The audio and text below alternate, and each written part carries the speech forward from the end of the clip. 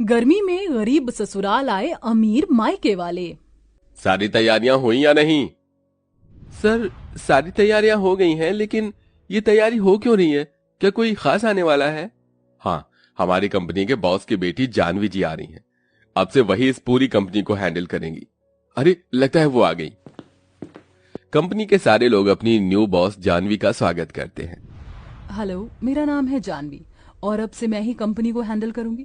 पुराने रिकॉर्ड से मुझे पता चला है कि हमारी कंपनी में पिछले कई सालों से काफी लॉस हुआ है, इसलिए अब आप सबको खूब मेहनत करनी होगी और इस लॉस को रिकवर करना होगा।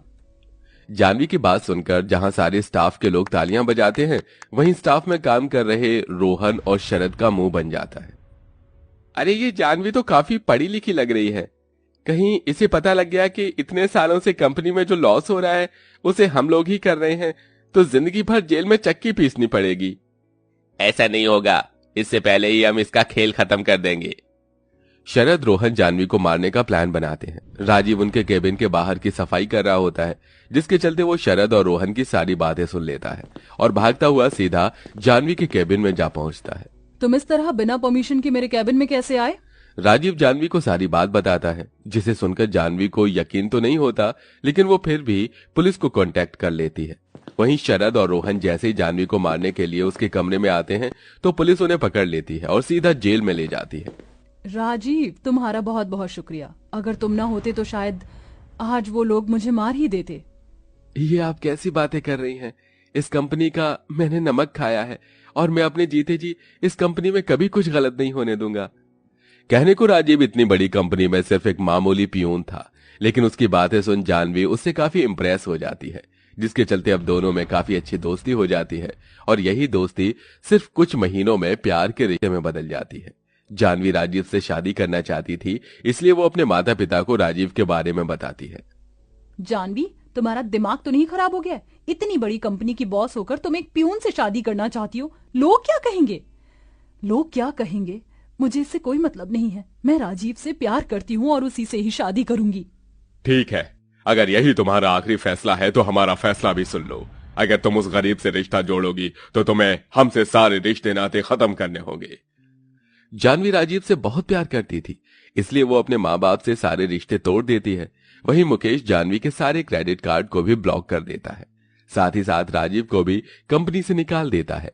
जिसके बाद राजीव और जानवी मंदिर में शादी कर लेते हैं। शादी के बाद राजीव के माता पिता और बहन जानवी का घर में गृह प्रवेश करते हैं। क्या हुआ बहू, क्या देख रही है?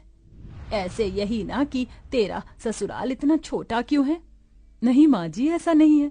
घर तो रिश्ते और प्यार से बनता है। बड़ा घर होकर भी अगर उसमें प्यार और रिश्ते ना हो तो ऐसे घर का क्या फायदा? जानवी की बात सुन ससुराल वाले काफी खुश होते हैं। जिसके बाद जानवी की नंद उसे उसके कमरे में लेकर जाती है। जानवी को हमेशा से ही एसी में रहने की आदत थी, लेकिन उसके ससुराल में एक पंखा भी नहीं था, जिसके चलते रात भर जानवी गर्मी से परेशान होती रहती है। क्या हुआ जानवी, तुम अभी तक सोई नहीं? वो नई जगह है ना, इसलिए नींद नहीं आ रही।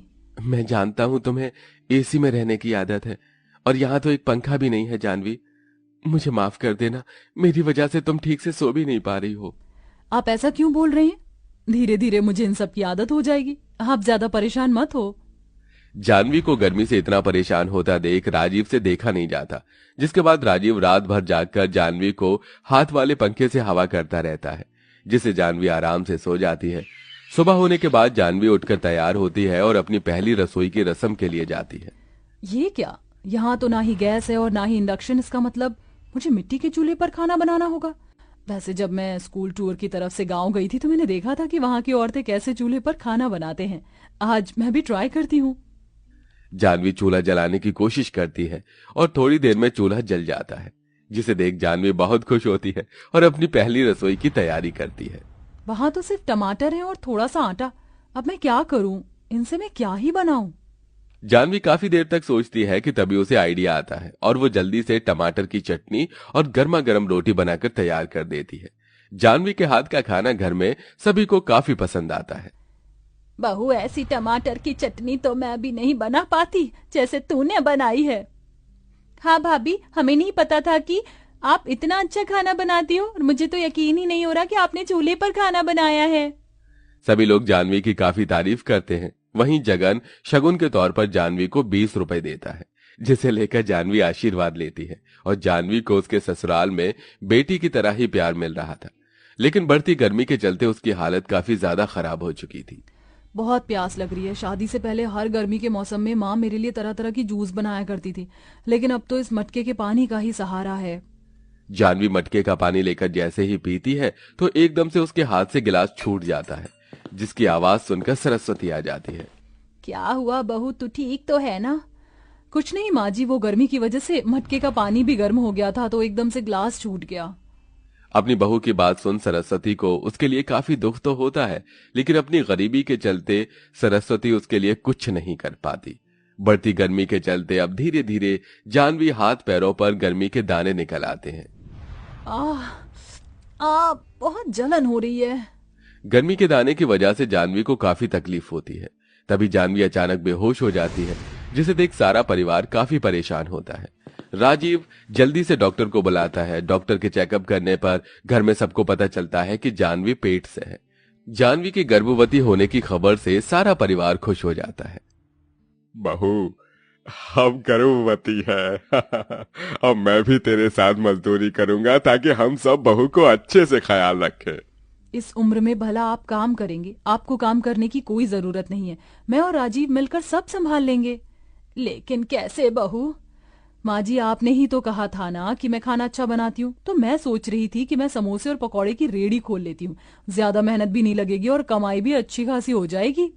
जानवी की बात सुन राजीव अपने दोस्तों से कुछ पैसे उधार मांग कर आता है। एक किराए पर ठेला लेकर जानवी को समोसे पकौड़े की रेडी खोल देता है और अब जानवी कड़ी धूप में समोसे बेचती है। इतनी गर्मी में गर्भवती अवस्था में खुद को इतना परेशान देख जानवी को अपने बीते कल की याद आने लगती है।